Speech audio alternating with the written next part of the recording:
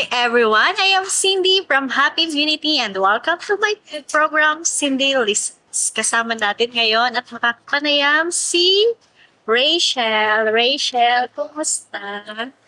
Okay lang po. Gaano ka nakatagal na nagtatrabaho? Ano po, bali ex-abroad po ako. And then, sa first take ko po ng paglabas ng bansa is sa Saudi. 1 year lang po ako doon. And then, at under repatriation, tapos nag-try po sa ibang bansa, Korea, Taiwan, and the rest po. Dito po talaga ako napunta sa Hong Kong. Between Saudi and Hong Kong, big difference. Talagang malaki. Opo. Dito kasi sa Hong Kong, Saudi kasi wala kang kumbaga hindi mo hawak yung oras mo. Kumbaga, sa presyo ko na hindi mo maintindihan, kumbaga hawak nila yung oras mo, hindi ka makagalaw. Ganito, ganyan, hindi mo magawa yung gusto mo, ganyan. Pero dito, as my experience, kahit po, 2 months lang po ako. Ang ayak din ng diferensya. Hawak mo yung oras mo, may sarili kang oras para sa pamilya, sa trabaho, sa mga friends, gano'n. Ang laki ng difference nung tinatawag na meron ka. Kasi may kontrata kasi, di ba? Pwede Saka sabihin, may freedom ka lahat kung anong gagawin. May oras, like yung time mo, andyan pa rin. Sa Saudi kasi, wala. pwede mo malaman, Rachel, kung ano yung naging goal mo? Bakit nag-try yun? Yung goal ko kasi, siyempre dalawa yung anak ko. Gusto ko sila kapag tapos, kasi bata pa sila. Gusto ko kasi pag may hinihingi sila ng kaunting bagay, gusto ko maibigay ko. May goal din po ako. Gusto ko makaipon para sa kanila. And then, maipon sa pag-aaral. At tas maibigay yung kailangan nila, syempre. Tapos, for the future din nila. Tapos, yun, magkaroon ng sariling bahay. Sino yung nag-aalala sa kanila? Or sino yung katuwang mo? Yung asawa ko, okay siya. Good father naman kasi marunong po siya mag-handle ng family. It's importante yung pera. Mas, kung tutuusin po, mas siya sa pera kaysa sa akin. Kung marunong siya mag-handle ng pera. Pagdating dun sa communication, paano ka, kasi siyempre oras ng trabaho, paano mo nababalance yung trabaho at yung oras mo? After work, sa gabi, tatawag ako, tapos ngayong day after, yan. Kasi, doon sila sa bahay. Doon ko sila makakausapin din ang anak ko. Pero syempre, yung asawa ko, kumusta kung kumusta yung dalawang anak ko, ganun, hindi lang siya. Anong ginawa niyo ngayon araw, ganyan. But, yun, at least, nalaman mo, okay sila, bago ka matulog para pampante. Yun yung oras na nilalaan ko para sa kanila. Kumusta naman yung pag-day off mo? Ano yung mga ginagawa mo para magkaroon ka ng free time or relax para sa sarili? Lumalabas. Kasi lumalabas sa mga friends, kung saan para malibang din ko yung sarili ko, hindi lang ako. Kasi, hindi ka po lalabas, parang yung butok mo, mag- ayaw mo kulungin yung sarili mo sa bahay kasi gusto mo rin explore yung sarili mo, malibang yung sarili mo. Pag yung stress, mabawasan, kahit pa rin homesick, mas lalo yan. Ayun. Ano yung pagsubok na humubog sa buhay mo para masabi, Ayan. matatagas mo? Dalawang anak ko lang kasi inisip ko, nasabi. Kasi sanay din sila na Saudi ako. Mas lalo ngayon, mas alam na nila na ka-upload ako. Kasi naiintindihan na nila kung bakit nalayo ako, lumayo ako. Alam naman nila kasi sila lang naman nagpapalakas sa akin pagpagawa ko to.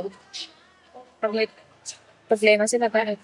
Minsan, naiyak din, pero O pagdating sa problema, di ba, hindi natin maiwasan, may dumarating from Pilipinas, may mapapalitaan ka. Paano mo yun overcome? as if na po, kailangan pa naman, meron nga. Siyempre, mas kahit para sa'yo. Kasi malayo ay.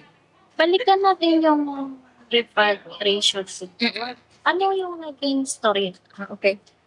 Sa ko yun, galing sa OWA. Bali, kasi nag-break, yung amo ko sa Saudi na babae. Ano siya, lagi siyang nagbabanta, Oh. nagpapapulis, yan. Yung police ba na walang ginagawa, na alam mo sa sarili mo walang ginagawa. Kung siguro, na-stress na sa sarili niya. Ang haba kasi ng istorya, i-share ko na. Magiging doktor kasi siya noon, tapos 2 months old yung bata sa akin na. Tapos naghahanap siya ng linis, naghahanap siya ng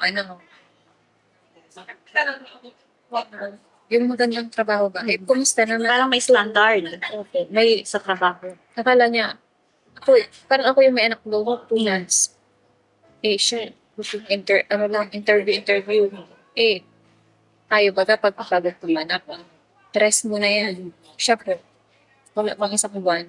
Interview na yan kasi last take na pagiging doctor. Siyempre, intindihin naman niya yung sarili niya. Hindi niya inisip yung sarili niya. Sige lang niya, ini-stress niya na lalo. Siyempre, may postpartum pa siya. 2 months, sa akin na yung bata. Natutulog. Umiiyak, breastfeed. Kaya sa kanya, din nai-stress siya. Naiinis siya. Sabi ko sa isip, magkaanak ko pa. Tinis ko po yun. That time gusto ko nang umuwi. Tapos, lumalala na. Yung sahod ko. 3 months. Hindi pa niya pinigay. Pinapalagpas ko po yun. Hanggang sa 4 months na, yung isa, sineld na lahat. Itong isa lang. Kumusta yung the rest? Yung na una. Pinalagpas ko yun. Tapos, na. Yung asawa ko nag-aantay kasi yung may dalawang bata. Tapos po, sabi ng asawa ko, hindi umuwi ka sa ganyan, hindi mo umuwi. So, ayaw pa ng babae sanang umuwi ako. Galit na galit yun.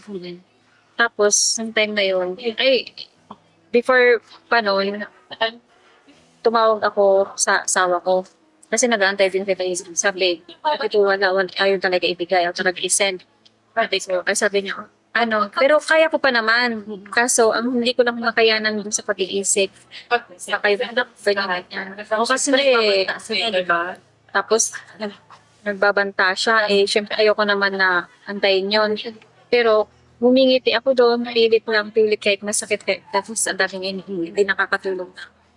Tapos, yung asawa niyang, yung employer ko talaga, yung lalaki, yun ang, mabait. Pero hindi ko yung nakakausap. Nakakausap ko yan pag pag magsisend siya ng sahod, tatanungin niya yan kung sisend ba lahat o hindi.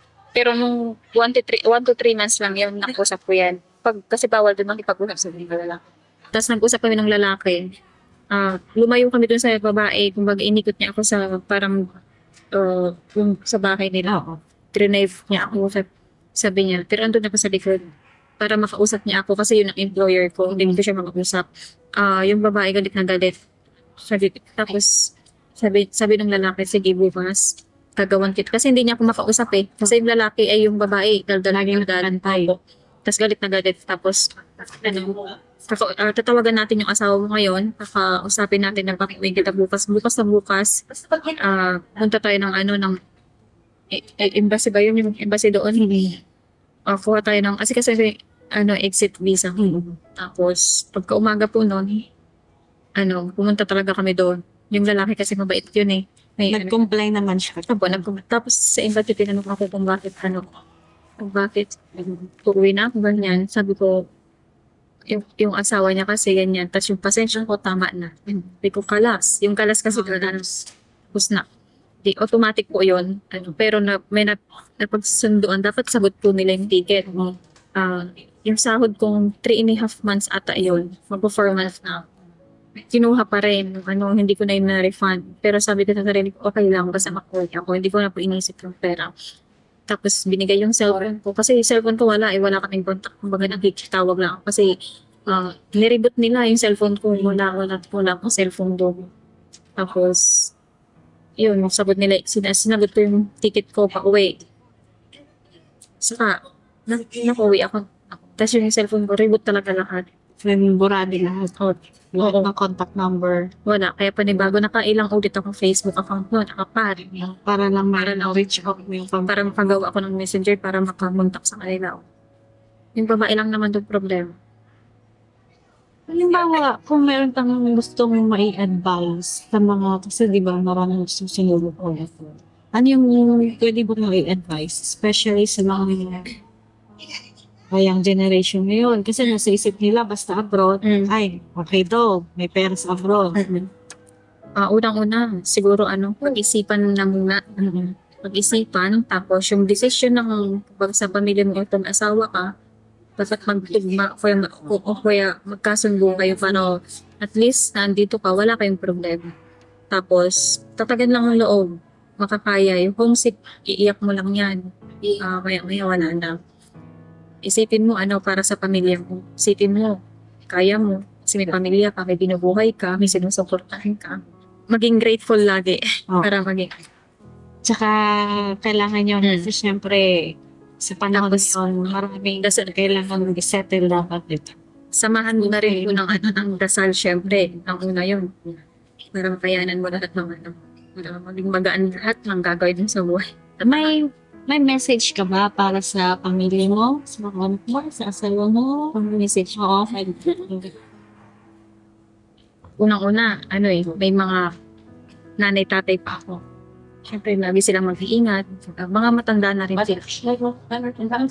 Lagi mag-iingat. Siyempre, andyan si God para gumabay naman sa kanila. Dinadasal ko naman lagi yun. Sa sarili kong pamilya, siyempre, ganun din. Iingat, lalong-lalo yung dalawang anak ko kasi focus ako sa dalawang anak ko. Kaya sabi ko, ingat lagi kung saan man pupunta. Ganyan-ganyan. Kasi mag-iingat lagi, magdasal, isama si God lagi sa lahat ng mga pipintahan, gagawin. Kaya kung mag-first move ka, God lagi. Kung number one. Yan. Thank you. Thank you, Rachel, Okay, sa thank you po. pagbahagi ka. Kwento mo po kay OFW at kahit ko na sana tatagan mo kayo kalooban. Kasi Yes po, kaya. makakahaba pa yun, nakakimuha. Opo. At lagi kang mag-iingat. Okay, thank you po. Thank you po. Thank you po sa Happy Immunity sa chance na ito para maibahagi yung mga experience or tatahakin ko pa sa buhay. Thank you.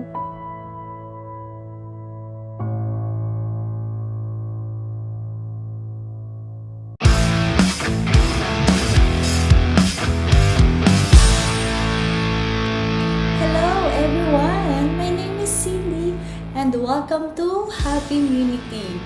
Please don't forget to subscribe and hit the button.